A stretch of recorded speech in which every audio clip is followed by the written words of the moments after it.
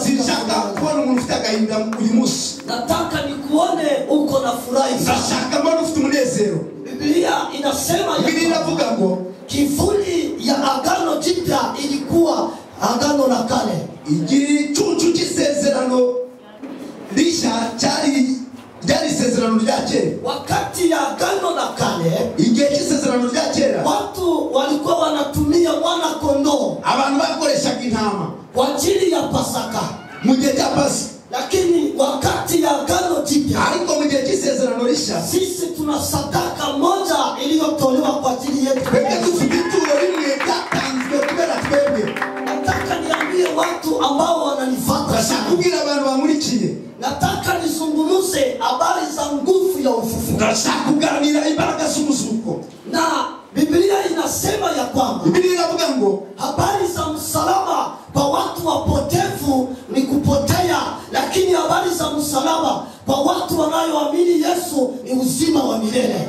Amakuru y'umusaraba ku bantu bakiri mu byaha ni ugutakara, ariko amakuru y'umusaraba ku bantu bizeye Yesu.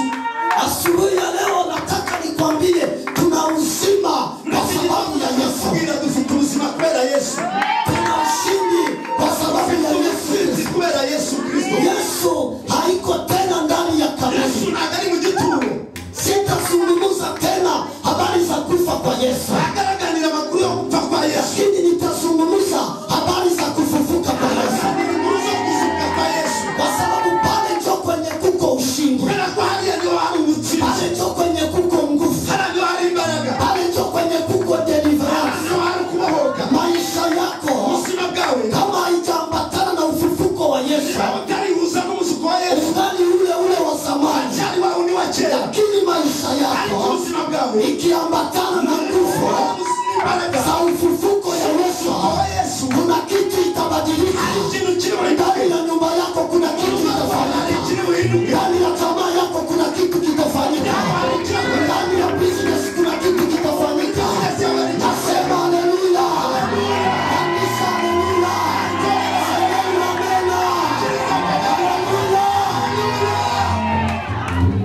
Tusimame tusome neno la Mungu. Tuhaguruke tusome jambo ry'Imana. Ndani ya kitabu cha Yohana. Mu gitabo cya Yohana. Sura 11. Ibice 11. Unaanza mstari ya 11 pale. Tangira ku murongo wa 10. Unasoma na mstari ya 12. Unavuga no murongo wa 12. Niliwaambia ya kwamba nababwiye ngo nataka nizungumze habari za ufufuko. Ndashaka kuganira amakuru y'umuzuko. Yesu ndiye ufufuko na uzima. Yesu niwe kuzuka. Sijue kama kuna watu bari kunyumva. Yesu ndiye ufufuko na uzima. Ufufuko na uzima. Msomaji atusomee ile fasi. Atusome mu izina rya Yesu. Amen. Yohana igice cya 11 umurongo wa 11. Yego. Aravuga ngo avuze atyo, ahera ko arababwira ati, yego, inshuti yacu Lazaro irasinziriye. Haleluya. Ariko ngiye kumukangura.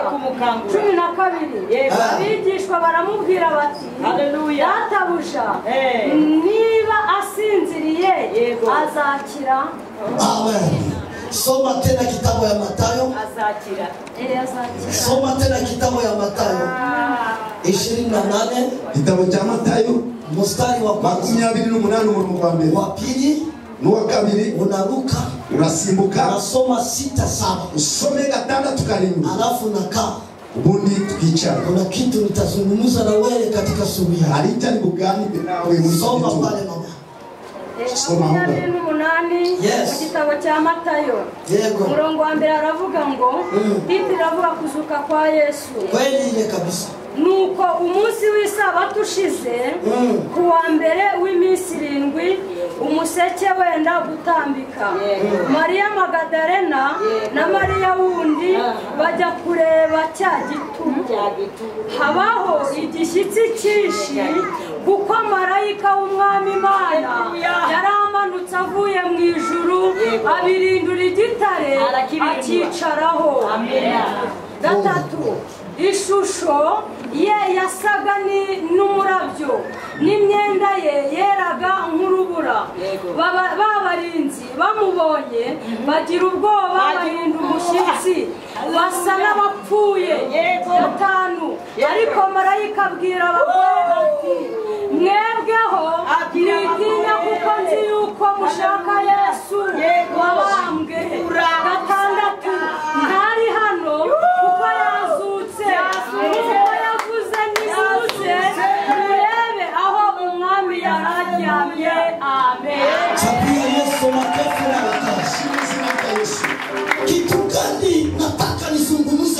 ndio ambayo nimepewa. Nikashaka kuganira muri iyo minota mike. Biblia inasema kulikuwa mtu alikuwa rafiki ya Yesu. Ziravuga ngo hari umuntu wari inshuti ya Yesu. Biblia inasema Yesu atuite tena watu wengine, anatuita rafiki zake. Biblia inavuga ngo Yesu nakachitwita abandi bantu batwite. Siku moja rafiki wa Yesu inshuti ya Yesu irapfa. Biblia inasema Yesu akaambia wanafunzi, Yesu abwira abigishwa, akawaambia ya kwamba arabwira ngo Lazaro amesinzia. Lazaro arasinziriye. Wengine wakamwambia Bali baramubwira ngo Lazaro asinzia. Lazaro ntabwo asinziriye. Lazaro alishakufa. Lazaro yapfuye. Nataka niambie Ndashaka kubwira umuntu mwenye iko na nisikiliza sana.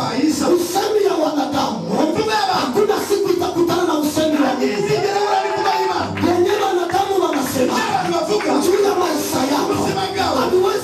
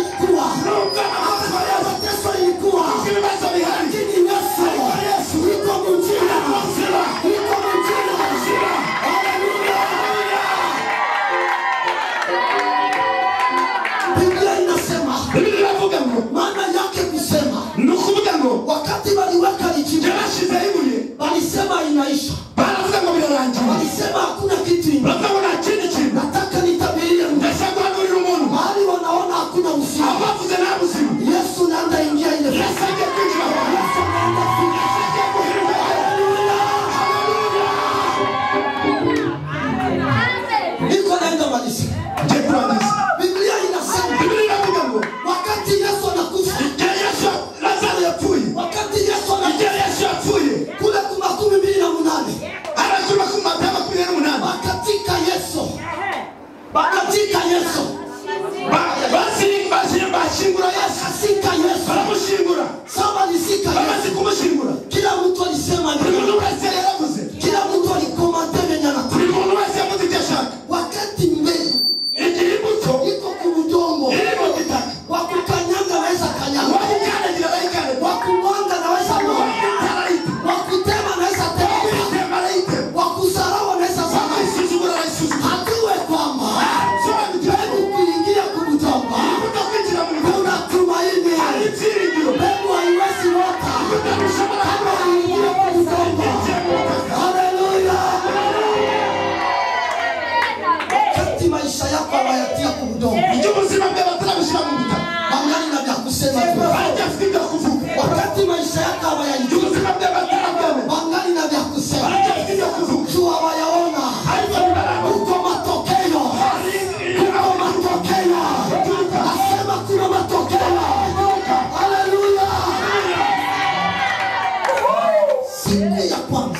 Musi wa mbele. Biblia inasema. Biblia inavuga ngo Anaanza sema. batangira kuvuga. Alisema atafufuka. Labda bazazuka. Tunamwekea waskani. Tumushirana sirikana. Nataka niambie mtu. Ndashakubwira umuntu. Yawezekana. Birashoboka. Kuna wachawi. Abarozi. Walizunguka nyumba yako. Kuna warozi. Walizunguka nyumba yako. Wanawaza. Wenye walikutia. Hautatokea tena. Acha niambie watu. Wenye walizika Yesu. Haiko njoo kwenye Yesu alitokea.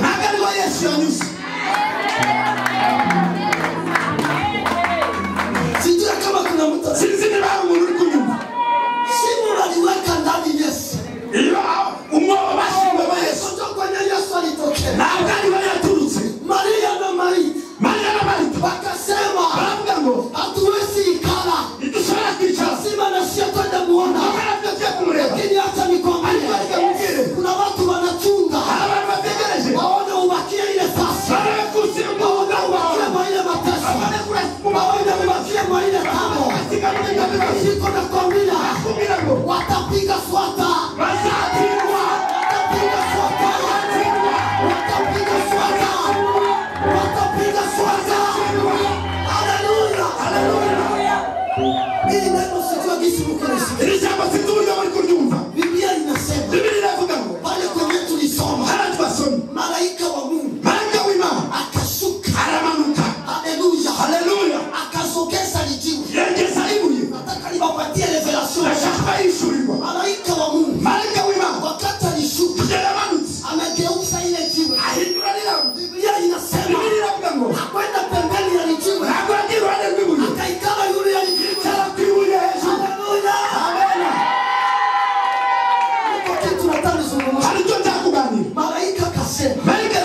Siwezi enda mbali na Yesu. Haleluya. Atama ikuzika. Kuna alama ya Yesu. Alama ya Yesu. Alama ya Yesu. Ile alama ya Yesu. Hata unafufuka. Hata unabadilika. Hata unaolewa. Hata unapata pesa. Haleluya. Malaika wa Mungu. Akageuza. Malaika wa Mungu. Akasema. Siwezi enda mbali ya Yesu. Nina ikala juu ya Yesu. Haleluya. Hata unajaribiwa. Hata unateseka. Hata wanakucheka. Hata wanakusema. Akia juu ya jiwe. Haleluya. Nikamtabilia mtu. Kuna malaika wa Mungu. Anaenda sogeza lijiwe. Kuna malaika wa Mungu. Anaikala juu ya jiwe. Hata kusaidia. Kupata tena furaha. Semeni amen. Fanya hivi kwanza. Nimepata ingine ufunuo. Mungu asante. Pastor. Yesu alifanya miujiza. Lakini kuko muujiza mmoja. yakoze Natakwambia. ndashakubwira Biblia inasema. Biblia iravuga Shetani akamkuta mjane. Shetani akamkuta aramubwira kama uko mwana wa Mungu. niba umwana w'Imana Geuza jiwe. niba uri nibuye Kwa mkate. niba umugati uje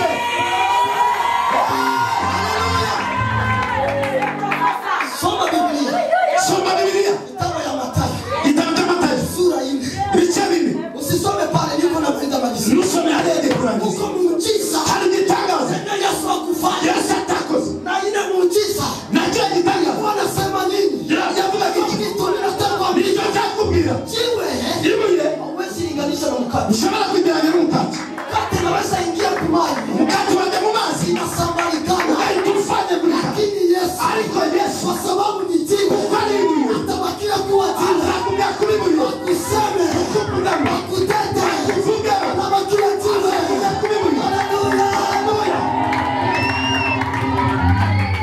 Haleluya. haleluya Ingine yote. ibindi byose Yenyewe walisema tu. bavuze kuri bo Ingine yote. ibindi byose Waliambia Yesu. babwiye Yesu Yesu alifanya. Yesu arabikoze Lakini ariko kiri akakataa. banga kugikora Akakataa. arabyanga Akasema. aravuga ngo Mimi ndiye mkate ya ni mukati njya kimabudura urya atanikufa. nubwo ndapfa Atapata uzima. azabona ubuzima Mimi ndiye mkate. njya mukati Anayenikula. uzarya Sina hata ya mkate. ntabwo nari Kwa imikati sababu niko na lijiwe. kubera ko mfite ibuye Niko na lijiwe. kubera ko mfite ibuye Ile lijiwe ni Yesu. kandi rirabuye ni Yesu Haleluya. haleluya Watu wenye niko na Yesu. abantu bafite Yesu Fanya hivi. gutya Niko naenda kukumaliza.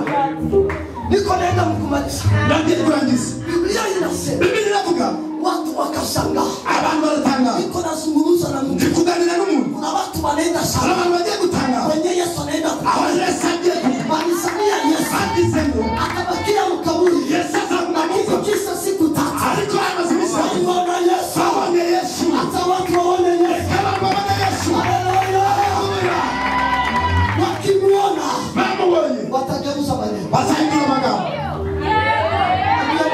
niba babona Yesu bazahindura amagambo Watageuza maneno. niba babona Yesu bazahindura Kuna amagambo watu wangali wanasema. hari abantu bakiri kuvuga Watu wangali wanateka. abantu bakiri guseka Jiwe halijasokeshwa. ibuye ryigishwayo Jiwe halijasokeshwa. ibuye ryigishwayo Wakati jiwe linasokeshwa. ibuye ryigishwayo Itaonekana juu ya jiwe. ukicara ku ibuye hejuru y'ibuye Malaika akamwambia, marayika arababwira haiko tena. ntabwo akirimo hano Haleluya. Haiko tena. ntawe urimo hano Haiko tena. ntawe urimo hano Watangoja. barategereza Wenyewe walikuwa wanakuona. bazategereza bagakomeza Wanafikiria. aho bagutekereza Wenyewe watakuona. nibo bazakubona Watakuona ntabwo tena. bazakubona hano Karibu yenye. Walikuwa wanachunga.